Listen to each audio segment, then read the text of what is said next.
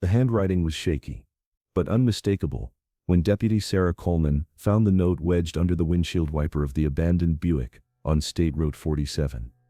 Outside Cedar Falls, Iowa, on that humid Sunday evening in August 2019. The words written in blue ink on a torn piece of notebook paper haunt everyone who read them for years to come. The time has finally arrived, but what made this discovery even more disturbing was that the car belonged to Eleanor and Frank Martinez, a beloved elderly couple who had vanished without explanation, leaving behind only this cryptic message. Vehicle that still had the engine running when it was discovered at 8:47 p.m. by a passing motorist. If you've been following missing persons cases involving elderly couples, you know how rare it is for both people to disappear simultaneously without any signs of struggle or foul play. But what happened to the Martinez couple would challenge everything investigators thought they knew about voluntary disappearances and the secrets that people can carry for over half a century. The evidence they left behind would eventually lead to a discovery that no one in Cedar Falls could have predicted. Eleanor Martinez, age 79, had been married to Frank Martinez, age 81, for exactly 55 years and 3 months when they disappeared, on August 11, 2019. Their love story had begun in 1964, at a church social in their hometown of Cedar Falls, where Frank, a young mechanic, had asked Eleanor, a shy librarian, to dance to Moon River, playing on the community center's old record player. Their courtship followed the patterns of small-town romance in the 1960s. Evening walks along the Cedar River, Saturday night movies at the Palace Theater, and Sunday dinners with both sets of parents who approved of the match between two families that had lived in Iowa for generations. Frank had served briefly in the Army stationed at Fort Leonard Wood in Missouri before his discharge in 1963.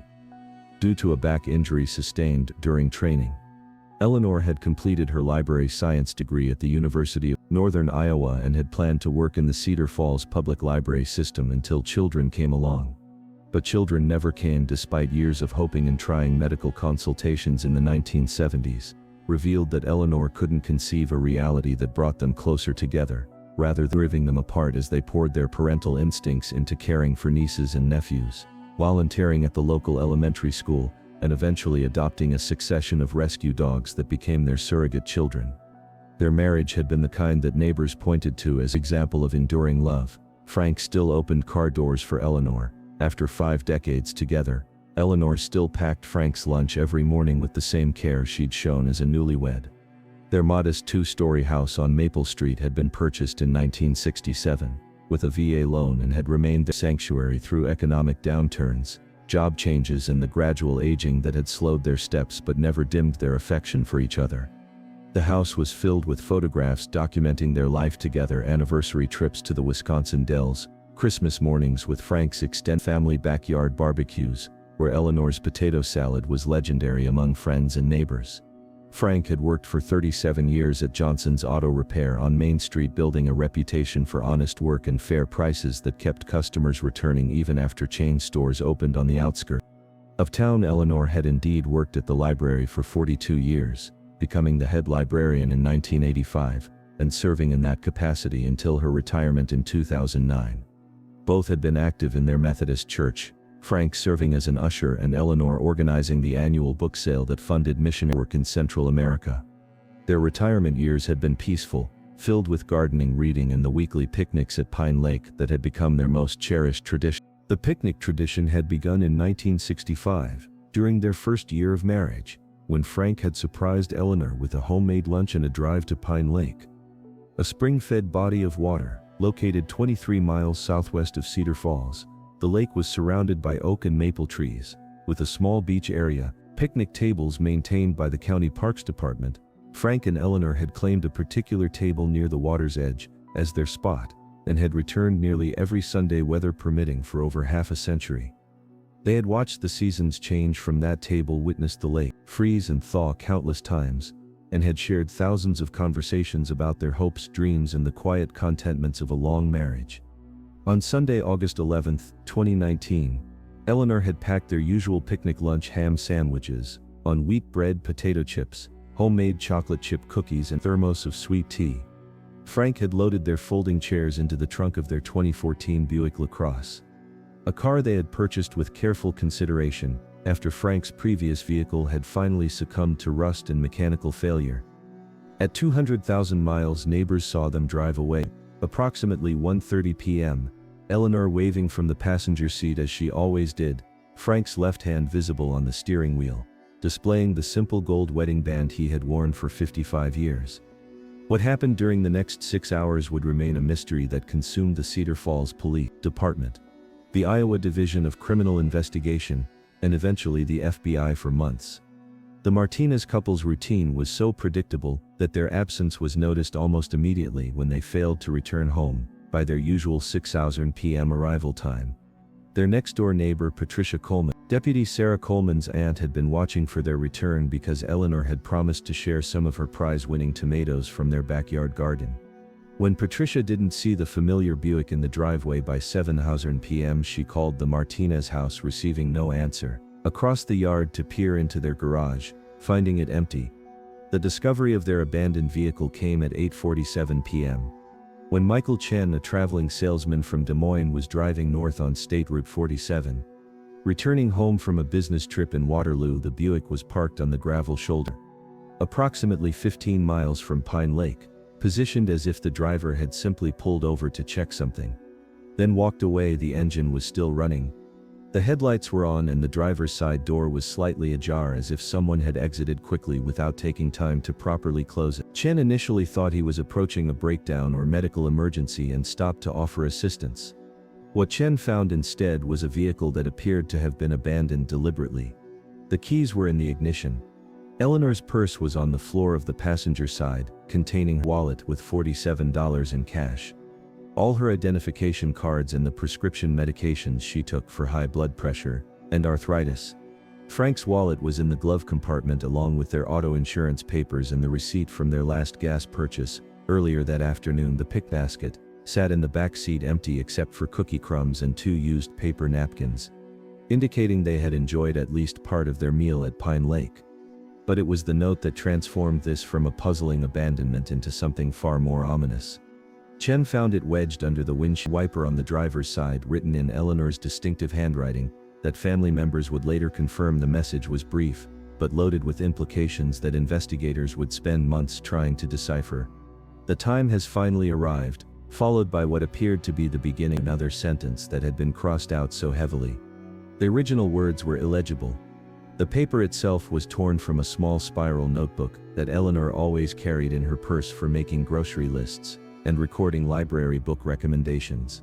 Deputy Sarah Coleman arrived at the scene at 9:23 p.m., responding to Chen's 911 call with the professional demeanor of someone who had worked rural Iowa law enforcement for 8 years.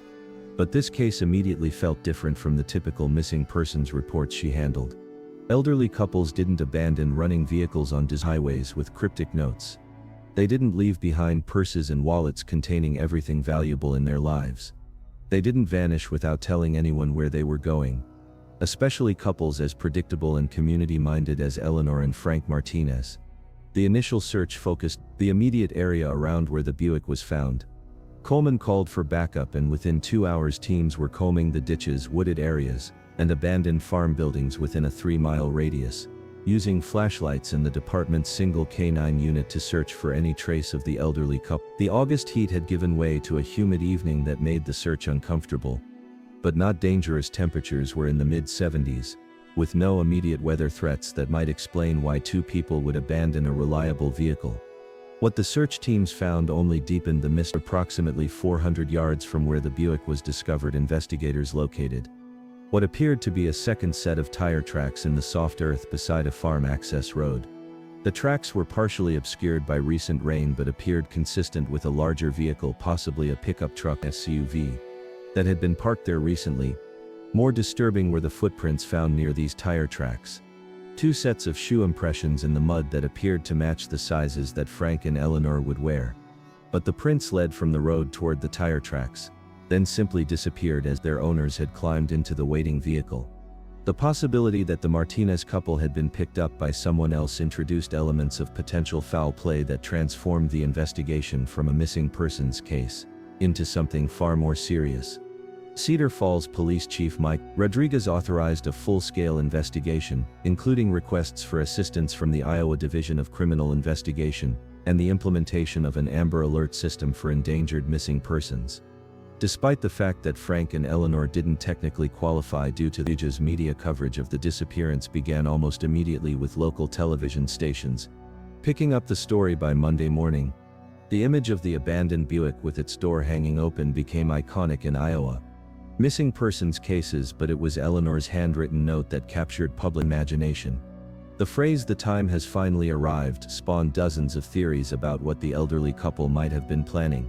Theories that ranged from medical emergencies to financial troubles, to elaborate suicide pacts that somehow involved abandoning their vehicle miles from logical destination. Eleanor's sister Margaret Thompson provided crucial background information during her interview with investigators on Tuesday, August 13. Margaret, who lived in nearby Waterloo and spoke with Eleanor at least twice weekly, insisted that her sister had given no indication of health problems, marital difficulties, or any concerns that might explain their disappearance. Eleanor had seemed excited about their upcoming 55th wedding anniversary celebration planned for October and had been making detailed arrangements for a family gathering that would bring relatives from states to Cedar Falls. Frank's brother Robert Martinez offered similar testimony, describing Frank as someone who took pride in his reliability and would never intentionally worry family members. Frank had recently passed his driver's license renewal examination and had shown no signs of confusion or cognitive decline might explain erratic behavior. Robert mentioned that Frank had seemed slightly nostalgic during their last conversation, discussing memories from their childhood and their parents' emigration from Mexico in the 1920s. But nothing that seemed unusual for a man in his 80s reflecting on a long life. The investigation expanded on Wednesday when Cedar Falls police received a call from Pine Lake's volunteer caretaker James Wilson, who reported finding evidence that the Martinez couple had indeed spent time at their usual picnic spot on Sunday afternoon. Wilson had discovered their folding chairs, still set up at their regular table, along with a small cooler that contained melted ice and what appeared to be the remnants of their picnic lunch. The chairs were positioned facing the lake as always, but something about the scene struck Wilson as wrong, though he couldn't immediately articulate what bothered him about the tableau. Crime scene technicians processed the Pine Lake site with the same thoroughness they would apply to a homicide scene, photographing the positions of the chairs, documenting the contents of the cooler, and searching the surrounding area for any additional evidence. The picnic table itself bore no unusual marks or signs of struggle, but investigators noted that one of the folding chairs had been knocked over, then set upright again, evidenced by grass stains on the aluminum frame that were inconsistent with normal use patterns. More intriguing was the discovery of a small piece of paper buried in the sand beneath Eleanor's usual chair. The paper appeared to have been torn from the same spiral notebook that had provided the material for the windshield wiper note, but this fragment contained only a series of numbers written in Frank's handwriting. 8/15 1968, 7/23 1972, 4/10 1987, 3/22 2003. The dates meant nothing to family members when investigators shared them, but something about their precision suggested they were significant to Frank and possibly connected to whatever had prompted their disappearance. The breakthrough came on Thursday when Eleanor's former colleague at the Cedar Falls Public Library contacted police with information that cast the couple's disappearance in an entirely new light. Martha Stevens had worked alongside Eleanor for over 20 years and had maintained their friendship after Eleanor's retirement. Martha remembered a conversation from approximately 6 months earlier, when Eleanor had seemed unusually subdued and had mentioned that she and Frank were dealing with something from the past that needed to be resolved.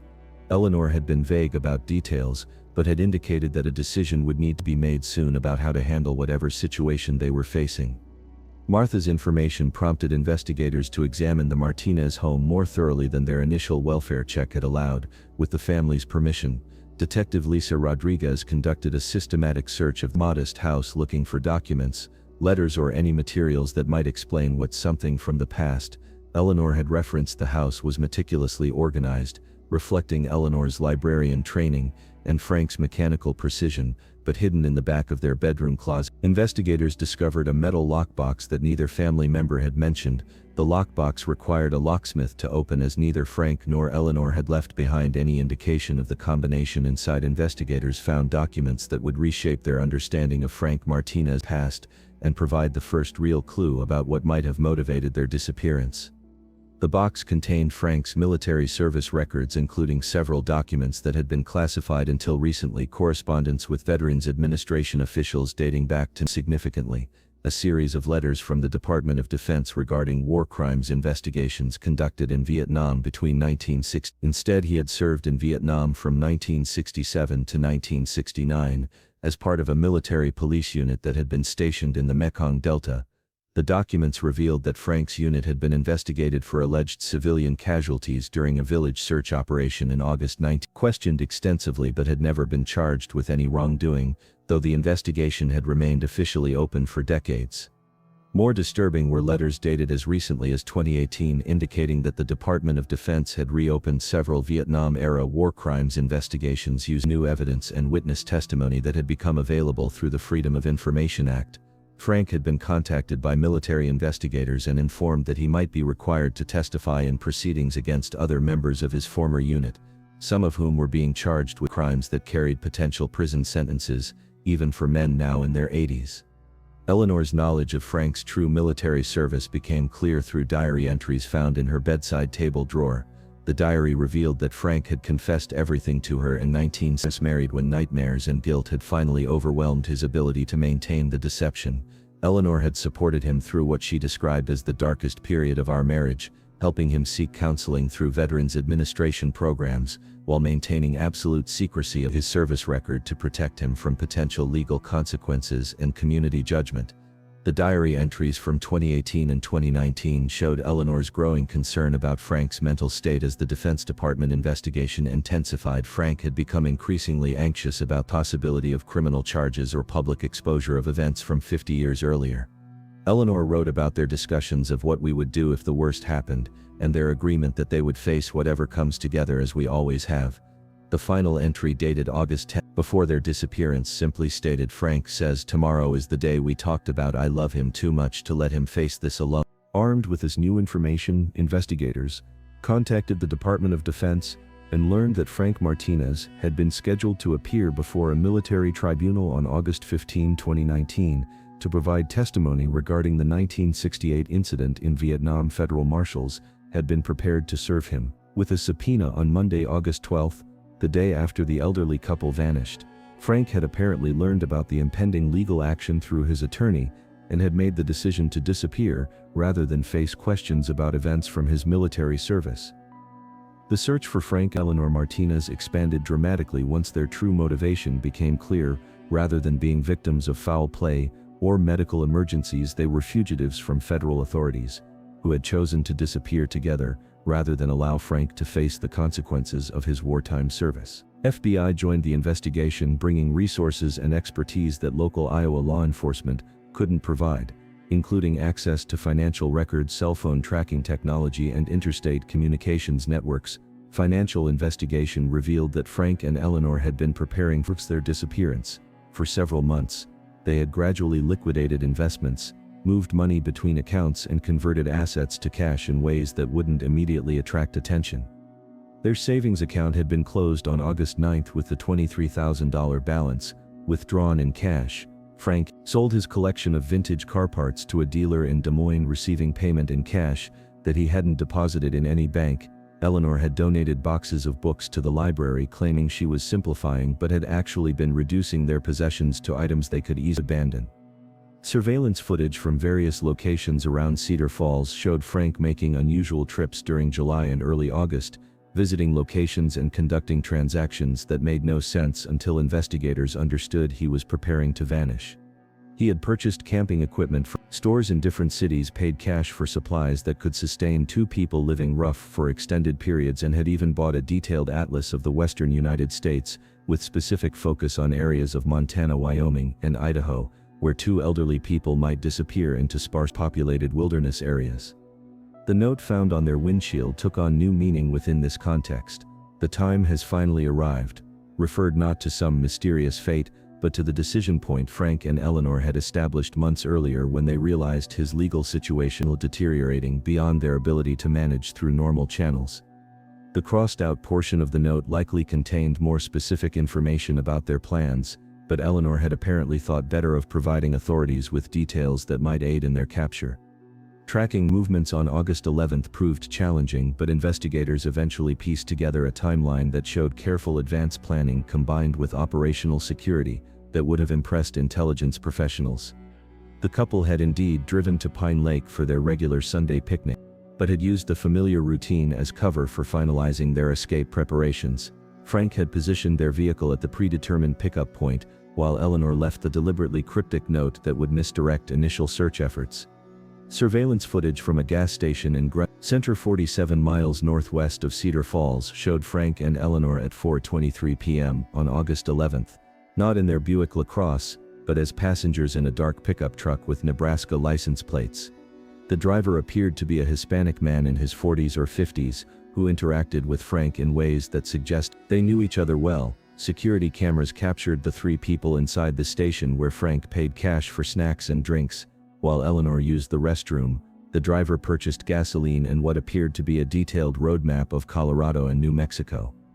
The identity of their driver remained unknown for weeks until federal investigators ran facial recognition software against Veterans Administration databases and identified Miguel Santos, a former Army mechanic, who had served with Frank in Vietnam. Santos, now 74 years old, lived on a ranch outside North Platte, Nebraska, and maintained contact with several members of his old unit through veterans organizations.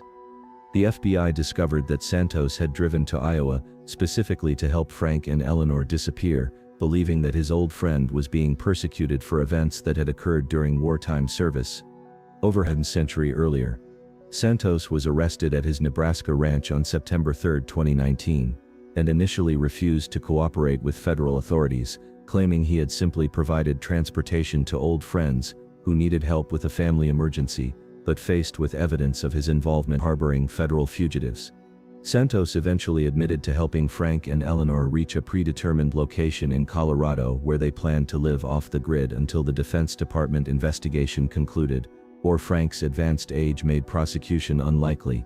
The specific location provided led federal agents to a remote area of the San Juan National Forest, in southwestern Colorado, where Frank and Eleanor had established a primitive camp using equipment purchased during their months of preparation. The camp was discovered on September 15, 2020, that the elderly couple had been monitoring news coverage of the search, and had moved to an even more remote location when they realized authorities were closing in. What investigators found at the abandoned camp provided insight into how two people in their 80s had managed to survive for over a month in wilderness conditions. Frank's military training had apparently included survival skills that remained useful decades later. The camp was well organized with weather protection, food storage, and basic medical supplies arranged with military precision. Eleanor had adapted to rough living conditions with determination that impressed even experienced outdoors enthusiasts who examined their setup. She had maintained a journal documenting their daily activities and Frank's physical condition, showing concern about his arthritis and mobility, but determination to continue their flight for legal consequences. The journal entries also revealed the emotional toll of their decision to disappear.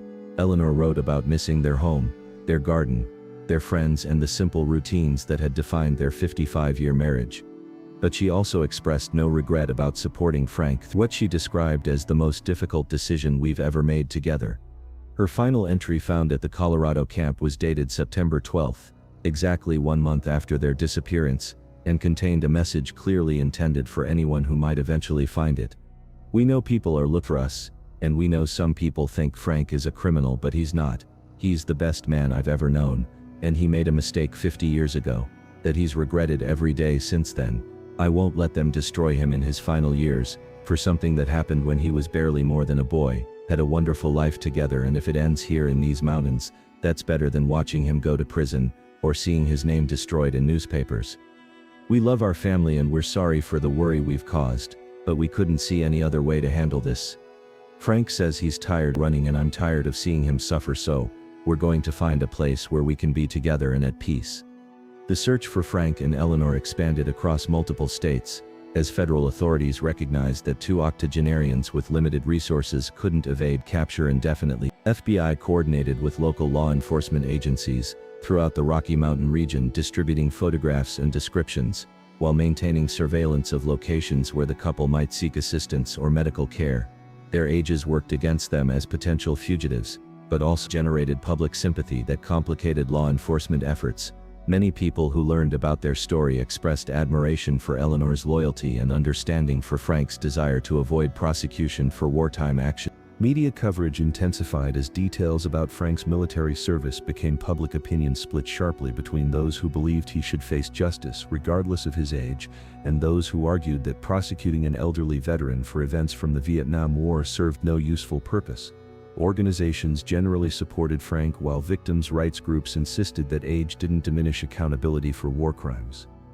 The case became a flashpoint for broader debates about American military actions in Southeast Asia and the statute of limitations for wartime atrocities.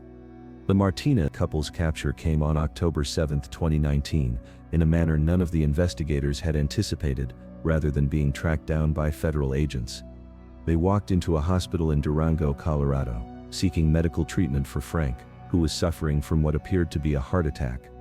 Eleanor made no attempt to conceal their identities when she registered Frank for emergency treatment, giving their real names and Cedar Falls address to hospital staff, who immediately recognized them from national news coverage. Frank Martinez died at Mercy Regional Medical Center in Durango, October 7, 2019, with Eleanor holding his hand exactly 57 days after they had disappeared from Iowa. His death certificate listed the cause as myocardial infarction brought on by physical stress and underlying cardiovascular disease. But Eleanor insisted to anyone who would listen that he had died of a broken heart, unable to bear the weight of secrets he had carried for over half a century, and the knowledge that his final years would be defined by events from his youth. Eleanor Martinez was taken into federal custody at the hospital, but was released the following day when prosecutors acknowledged that she had committed no crimes beyond helping her husband avoid a subpoena. Her cooperation with authorities who wanted to understand how two elderly people had managed to evade capture for nearly 2 months was freely given. She provided detailed information about their planning, accomplices and their movements during the 57 days they spent as fugitives. But she expressed no remorse for her decisions, and no regret about the dramatic way their 55-year marriage had ended. The final revelation about Frank Martinez's wartime service came from military records that were declassified following his death. The 1968 incident in Vietnam that had haunted him for decades involved civilian casualties during a village search operation, but Frank's role had been limited to following orders from superior officers, who were responsible for the tactical decisions that resulted in deaths. Frank himself had never fired his weapon during the incident, and had actually filed reports questioning the actions of his commanding officers. His decades of guilt and fear had been largely misplaced, as prosecutors acknowledged he would never have faced serious criminal charges even if I'd lived to testify. Eleanor returned to Cedar Falls in November 2019 to find their house exactly as they had left it, preserved by family members who had hoped for their return. She lived quietly until her death from pneumonia in February 2022, spending her final years organizing Frank's military records and writing letters to Veterans Administration officials advocating for better mental health support for elderly veterans dealing with wartime trauma. Her funeral was attended by hundreds of people from the community who remembered the devoted couple and understood that their dramatic disappearance had been motivated by love rather than criminality. The abandoned Buick LaCrosse remained in the Cedar Falls Police Department's evidence lot for 3 years, until Eleanor's death, when it was released to family members who donated it to a veterans organization. The note found on windshield was preserved in case files that documented one of Iowa's most unusual missing persons cases. A reminder that even in small communities, people carry secrets that can reshape everything their neighbors believe about them. The Martinez case changed protocols for handling elderly missing persons in Iowa. Law enforcement agencies were trained to consider complex motivations beyond medical emergencies or foul play when elderly couples disappear.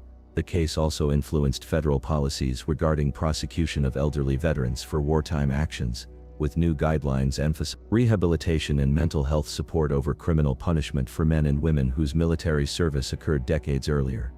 Miguel Santos served 18 months in federal prison for his role in helping Frank and Eleanor evade authorities. but was released early for good behavior and cooperation with the investigation. He returned to his Nebraska ranch, where he continues to maintain contact with other Vietnam veterans and advocates for improved understanding of wartime trauma that affects soldiers throughout their lives. Santos has expressed no regret about helping his old friend escape what he still considers persecution for actions taken during military service.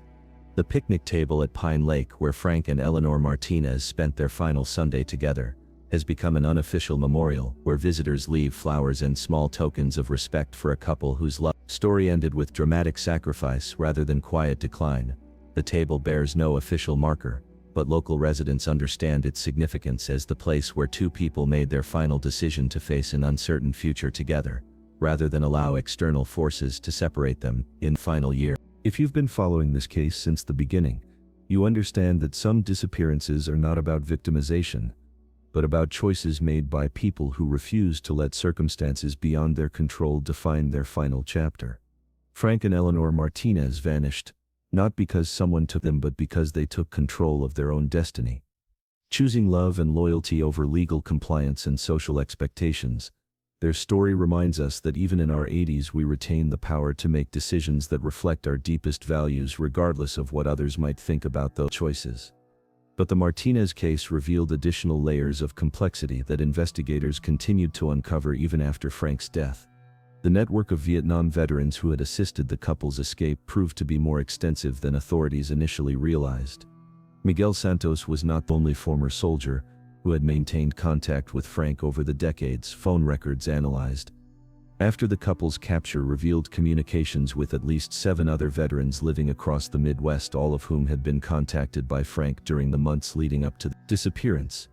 These men, ranging in age from 71 to 78, had formed an informal support network that extended back to their shared service in Southeast Asia.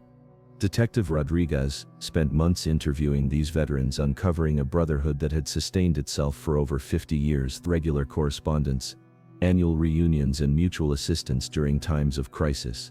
Several admitted to providing Frank with advice about avoiding federal authorities, while others had offered safe houses and financial support for the elderly couple's escape. The investigation revealed that Frank's fear of prosecution had been shared by multiple members of his former unit, men who had spent decades wondering when their wartime actions might finally catch up with them.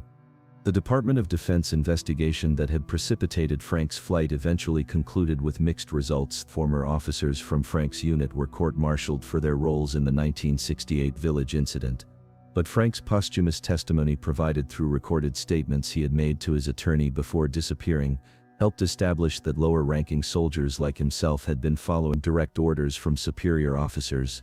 The military prosecutors acknowledged that Frank would likely have been granted immunity in exchange for his testimony, making his desperate flight and eventual death tragically unnecessary.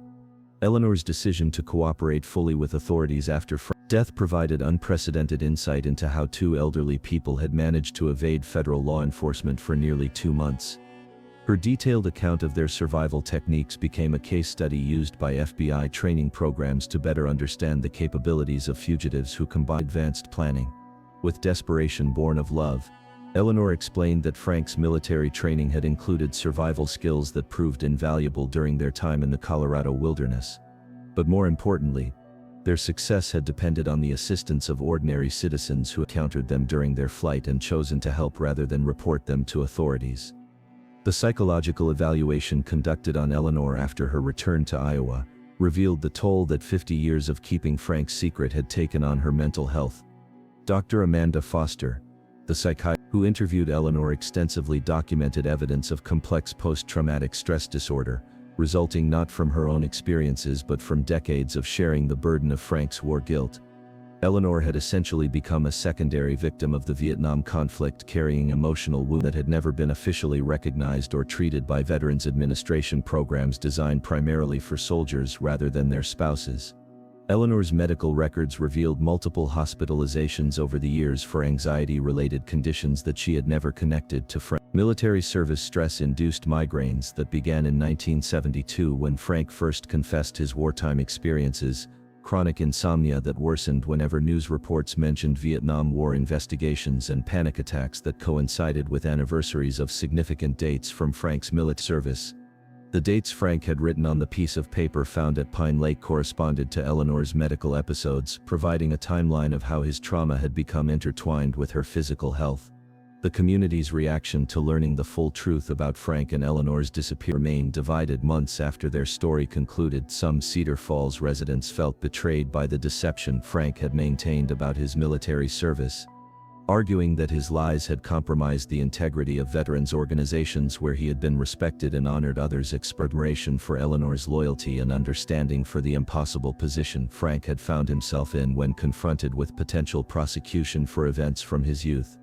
Pastor William Henderson of the Methodist Church, where Frank and Eleanor had worshipped for over 4 decades, found himself counseling parishioners who struggled to reconcile their memories of the devoted couple with the revelation that their marriage had been built on a foundation of shared secrets. Henderson's sermons during the months following their story became focused on themes of forgiveness, redemption, complexity of human nature, as he tried to help his congregation understand that good people sometimes make choices that others find incomprehensible. The impact on Cedar Falls extended beyond the immediate community as national media attention brought unwanted scrutiny to the small Iowa town. Reporters descended on Main Street interviewing residents about their memories of Frank and Eleanor while searching for additional details about the couple's secret preparations for their escape. The Palace Theater, where Frank and Eleanor had shared their first date, became a focal point for journalists seeking to understand how a love story that began with such innocence had ended with such drama. Local businesses found themselves dealing with curiosity seekers and true crime enthusiasts who visited Cedar Falls specifically to see locations connected to the Martinez case. Johnson's Auto Repair, where Frank had worked for nearly 4 decades, became an unofficial tourist destination. Visitors taking photographs of the garage where a war criminal had hidden in plain sight for decades. The characterization of Frank as a war criminal particularly grated on longtime residents who remembered him as an honest, hard-working man who had never shown any signs of the violence he was accused of. Covering up the legal aftermath of the Martinez case continued for years as federal prosecutors worked to determine whether other individuals who had assisted the couple's escape should face charges. Miguel Santos's relatively lenient sentence established precedent for treating elderly veterans who helped Frank and Eleanor as sympathetic figures rather than dangerous criminals. But the case also prompted legislative discussions about statutes of limitations for war crimes and the appropriateness of prosecuting octogenarians for actions taken during military service decades earlier. Eleanor's advocacy work during her final years became focused on supporting military spouses who carried the burden of their partner's wartime trauma. She testified before congressional committees about the need for expanded mental health services that recognized family members as secondary victims of combat stress, working with Veterans Administration officials to develop programs that addressed the long-term psychological impact of military service on entire families rather than just individual soldiers. Her testimony was credited with helping to expand eligibility for VA benefits to include spouses who had developed health problems related to their partner's service-connected disabilities. The house on Maple Street, where Frank and Eleanor had lived for over 50 years, became a symbol of how secrets can shape entire lifetimes. Neighbors who had visited the home countless times realized they had never truly known the people who lived there. The basement workshop where Frank had spent hours working on mechanical projects was revealed to contain journals documenting his nightmares and guilt over the Vietnam incident, journals that Eleanor had helped him write as a form of therapy that was never shared with medical professionals. Eleanor's library contained dozens of books about the Vietnam War and post-traumatic stress disorder, volumes she had purchased and studied in her effort to understand what Frank was experiencing.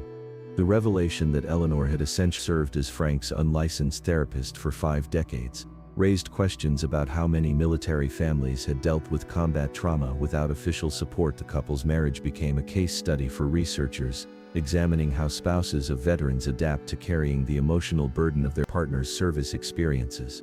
Eleanor's dedication to Frank's healing process, while maintaining absolute secrecy about his military service, demonstrated both the strength of their relationship and the limitations of a healthcare system that failed to recognize the full scope of war's impact. Families.